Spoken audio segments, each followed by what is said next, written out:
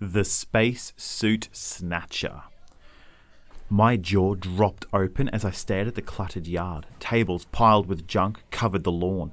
Antique milk bottles in different colours were stacked in a pyramid on one table. Boxes and boxes of old dolls lay on another table. In the driveway stood huge racks filled with weird clothes, army uniforms, feather boas and brightly coloured bell-bottoms. People bustled from table to table, examining the odd collection of things. It was the coolest garage sale I had ever seen. Best of all, it seemed like the guy running the sale was a real radio expert. Just like me, he had all sorts of equipment piled into 3 big cartons. I collect radios, and I do experiments with them. I even made a superpower transmitter that sends messages out into space. I find all my best parts at garage sales. That's why I made my parents stop the car when we drove past. As I began digging through the boxes, my big sister Tammy tapped me on the shoulder. "Laura, you promised to help me," she complained, tossing her blonde hair around like a fashion model. "My big science test is tomorrow. If you don't help me study before I go out with my friends tonight, I might fail." "I will, Tammy, I promise. Just give me a few minutes. This guy has some really rare parts that I could use to make my space transmitter even better." "Oh yeah, right, your outer space radio. You mean that big pile of junk you made? The one you spend hours on every night sending messages into outer space?" Tammy rolled her eyes. "Laura, you don't even know if that thing works," she said. "Wow," I exclaimed, pulling a tangled strand of thick copper wire. "This will make my space transmitter send out an even stronger message." "Hurry up, Laura," Tammy warned. "Mum's waiting in the car." Then she hurried off to look at the clothes. I pulled my jacket around me. It was getting cool. Halloween was only a few days away. "Excuse me," said a little man with wild, fluffy hair. "Did I hear you mention a radio that sends messages into outer space?" "Yeah, I made it. It's sort of an experiment," I answered, a little bit embarrassed. I twirled a strand of my long red hair. "I've never gotten an answer, but I will try to make contact." The man bent over and whispered into my ear. "Then you do believe in aliens?" "Yeah, I do," I answered proudly. "Well, come with me," he said, grinning. "You see, I love radios as well, and when I was a young man, I did just what you're doing." The old man led me into his open garage. Even more boxes were stacked in the garage. "I'm moving to California," he said. "This is where I keep all my special things. I wasn't even planning on bringing any of this stuff out." "Laura, what are you doing?" Tammy called, following us into the garage. "I'm not exactly sure," I told her.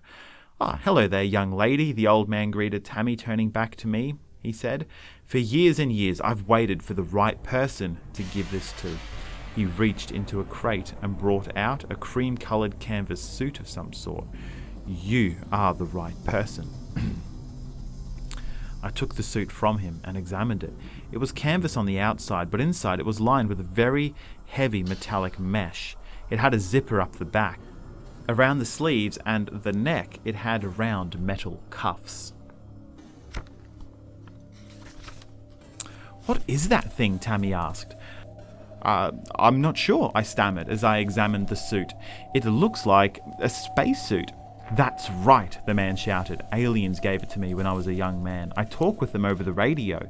He was grinning from ear to ear. Then one morning, this appeared outside my door. Tammy elbowed me in the side. I could tell she thought he was nuts. They said that if I ever wanted to visit them, I should just put the suit on and they'd come and get me. "Oh, wait," he said. He turned to rummage through the crates. "Here," the old man said, handing me a pair of silver metallic gloves and a round black helmet with a mirrored visor. "You'll need these." I never had enough courage to put the suit on, but maybe you will. "It's a gift from me to you." "Thanks," I cried. "It's really cool." "Laura, Tammy," I heard my mum call. "We have to go," I said. Quickly, the old man packed up the suit, helmet and gloves into a big box. It was heavy. My dad came over to buy some old books he had found. When I showed him the suit, he offered to pay for it, but the old man refused to take the money. "It's a gift. Good luck, little friend," he said as he shook my hand. Then he bent over and whispered into my ears. "Tell the aliens I say hello." "You're such a dope," Tammy said as we rode home in the car. Either that or the man was totally crazy, or he was pulling your leg big time. "I think it's nice that he wanted to give Laura a gift," Mum said from the front seat. Yeah, I agreed. Besides, his story might be true. No one really knows if aliens exist or not. Well, sweetheart, my dad said, the chances that you have a real spacesuit are 1,000,000,000 to 1. I guess so, I mumbled. I can't believe you, Tammy exclaimed. You are the biggest geek in the universe. You have to admit it will make the best Halloween costume ever, I said, smiling at the box on my lap. Tammy is always calling me a geek, so it didn't hurt my feelings. I'll tell you one thing, Tammy said under her breath. If I fail my test tomorrow, it's your fault. I tried to help her study, but even though Tammy is older than me, she is just not very good at science. After a while, she gave up and went over to her friend Laura's house to watch TV. I raced upstairs to broadcast my nightly space radio show. For my nightly broadcast, I usually play some nice, relaxing classical music, then I talk about Earth a little bit. Every night, I sign off by saying peace to all in a different language. My radio probably looks like a pile of junk to an outsider, but I know every inch of it. It is an old CB radio I hooked up to shortwave radio transmitters. Then I attached an amplifier I found in someone's basement. I set it to blast right through Earth's atmosphere and just float out into space. I read about it in a sci-fi magazine. Tammy was right. My radio might not even work, but I had faith in it. I knew it was at least sending my messages somewhere. Paz a todos, I said in Spanish into the microphone. The radio space hour was finished. I was just about to click off the super-powered space transmitter and get a sandwich when I heard an odd hum. I heard a voice. It was deep and husky, sort of electronic sounding. We are coming, the voice boomed. I jumped up. Where was the voice coming from? I opened my bedroom door. No one was in the hall. Laura Nesbit. We are coming to get you, boomed the voice. It seemed to be coming from my space radio. I scrambled for the microphone. Hello, can you hear me? I shouted into the mic. We will capture you, Laura Nesbit. Your days of fun are over. The voice made little bumps stand up on the back of my neck. My hands became slippery with sweat. Earth is a peaceful planet, I said, my voice trembling. We are coming to get you and take you far away, Laura Nesbit. No more classical music, no more garage sales, no more peanut butter and banana sandwiches. Prepare yourself, Earthling. My heart was beating at 1,000 miles per hour. How do they even know so much about me? I never mentioned garage sales or my favourite peanut butter and banana sandwiches in my broadcasts. No more, Mum and Dad. We're going to take you to Ebulon. Prepare yourself, Laura Nesbit. Then static muffled the connection and the voice faded away. I jumped to my feet. They were coming for me. What would I do? I'd never even thought about the fact that aliens might be bad or mean. I threw open my door and stepped across the hall to Tammy's room. Tammy, are you home yet? The aliens made contact. I pounded on the door. Laura, what are you doing up at this hour? My dad's voice boomed through the hallway. There was no use trying to tell him what happened. No way that he'd believe me. I stepped back into my bedroom and locked the door behind me. The next day at school, Tammy was no help at all. I tracked her down at lunch and I explained that an alien contacted me. She just said hardy ha ha and walked away. But maybe she was mad because she didn't do very well on the science test. Everyone was all excited because Halloween was only one day away. Kids were passing notes in class about what costume they were going to wear. I was not excited at all. I wasn't even sure I'd be around to see Halloween. I couldn't decide if I was going to wear my spacesuit or not for Halloween. Every time I thought about the alien from Ebulon, I felt all shaky. I was too scared to do my regular space radio hour that night. I also didn't want to give them any more information, any more than they already had. The thought of hearing that awful voice made my palms sticky, my stomach queasy. Maybe I should just give up radios and science, I thought to myself as I lay there in bed. That's when I heard a scratch at the window. I looked over. The blinds were down all the way. Scratch came the sound again. I stumbled out of bed to the window. I turned the little wand to make the blinds go up. I jumped back. An alien at my window. I scrambled backwards. I slammed into my space transmitter and it toppled over. Crash! It broke into 1,000 pieces, sending a shower of sparks up. Bang! The alien slammed his hand against the window. The creature had a glowing orange face with folds of wrinkled, saggy skin around two giant silver eyes. I gasped for breath. It was so ugly. Smack! It hit its green hand against the glass. No, I screamed. I pushed myself away from the window. I backed over the broken pieces of my radio on the floor. I had never seen anything so gross. The alien's nose was just two air holes, and its mouth was a tiny C-shaped gap. Tufts of green hair sprouted from its skin. Scratch! The alien's hand grazed the window. "Mum, Dad, somebody help me," I shouted. It was going to get me. The lights came on. I turned my head to see it was my dad. "Look, Dad," I pointed frantically to the window. The alien was gone. Nothing outside but the grass and trees of our backyard. But there was an alien at the window, I protested. "Sweetheart, you must have had a nightmare," Dad said, helping me stand up.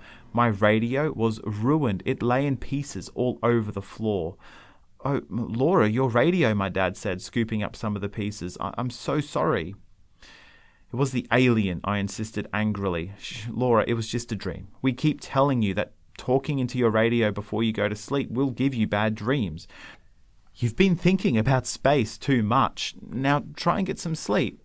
I let him tuck me back into bed, but I knew the alien was real. Where had it gone? "So, are you going to wear your spacesuit tonight?" Tammy asked me the next morning at breakfast. "You love aliens so much. You should be one." "Not funny, Tammy," I said. "What's wrong, Laura?" she replied. "Alien got your tongue?" Tammy laughed at her own joke. I felt my face go red. If she had seen that hideous alien, she wouldn't be making jokes, but I knew I couldn't tell her about it again. She would just tease me to death. "Enough about aliens," Mum interrupted, putting the cereal boxes on the table. "What are you planning to do for Halloween, Tammy?" "My friends and I are all going to go as cats," Tammy said. Then she turned to me and smiled.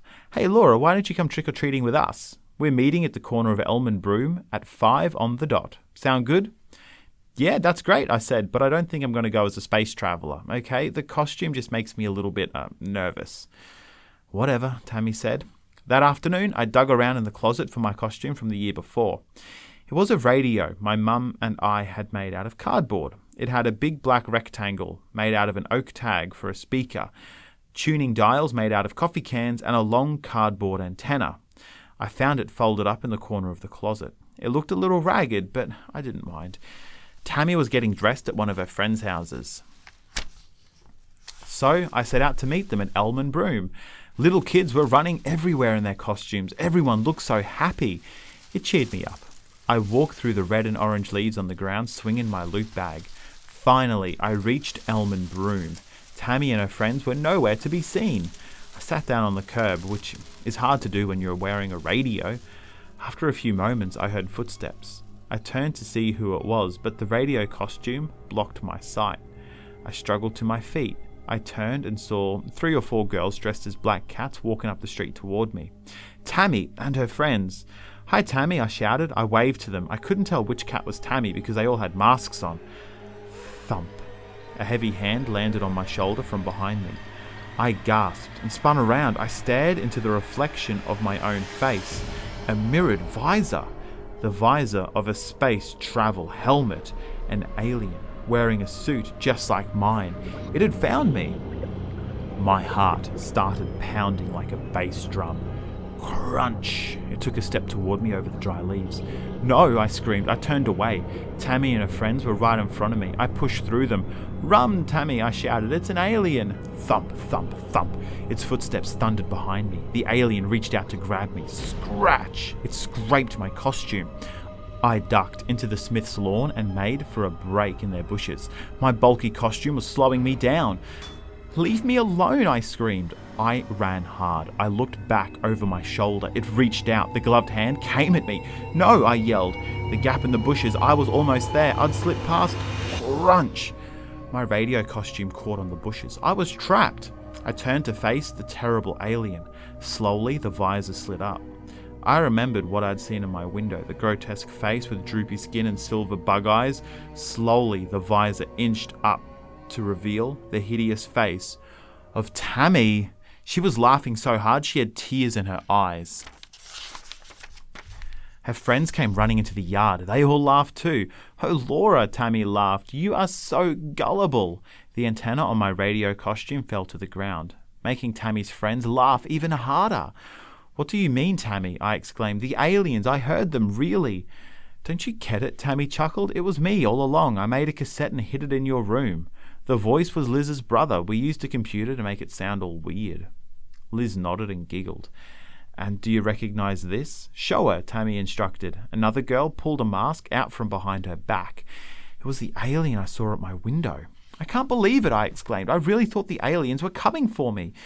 I felt so dumb, remembering how scared I had been. I instantly started to think of how I might be able to pay Tammy back for the prank. "I got you good," Tammy boasted. She stepped toward me. Flash! A blinding burst of light made me shut my eyes. When I opened them, Tammy was gone. In her place stood a big purple blob. The blob was about the size of a golden retriever. It glimmered and sloshed. "Huh?" I gasped. I stared at the space where Tammy had been. My mouth hung open. The goopy glob had streaks of gold running through it. One of the streaks opened up, and it spoke. "We've taken your sister. She put on the suit." That means she volunteered. "But she didn't know she was volunteering," I protested. "That's the law where we come from," the voice boomed sternly. "If you wear the suit, you must be prepared to come with us." The blob began to shimmer. Silver light surrounded it. I used my hand to shield my eyes from the light. The alien faded. "Goodbye, Earthlings. Oh, and by the way, Laura," it burbled as it disappeared. "Thanks for the radio show. But next time, could you play some rock and roll?"